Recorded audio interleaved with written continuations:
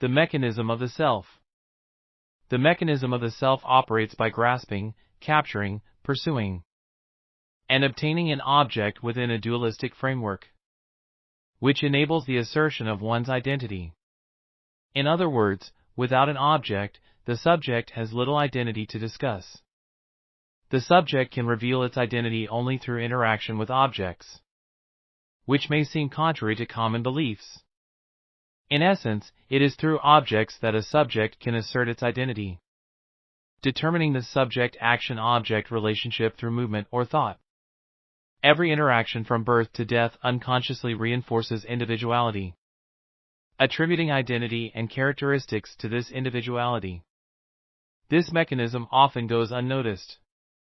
Every subject-object interaction continuously impresses upon us the assumption that the small self is real and that it perceives everything through its lens.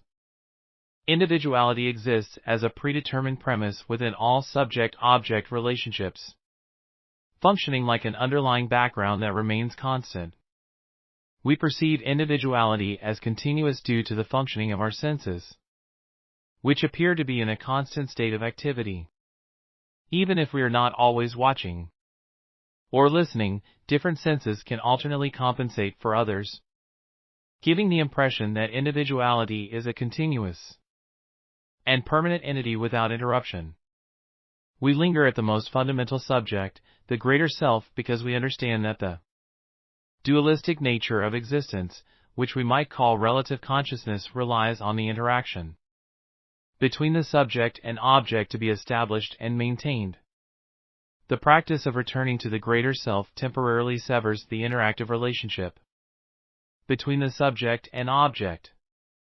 This begins to loosen the previously established subject-action-object framework, making it less tenable. In this moment, the subject suddenly realizes its own nature, recognizing that the projected subject-object interactions are illusory, and even the objects the subject desires are ultimately false. This subject-object interaction relationship is a creation of our mind, which, in itself, is also an illusion, unstable and fictitious. As the self clings to its identity, it realizes that nothing else exists. If only the self remains, then the previously perceived other is also false and non-existent. Even the concepts of existence and non-existence lose their significance. When the other, the object, suddenly ceases to exist, the subject I inevitably follows suit. The disappearance of the self is a natural implosion.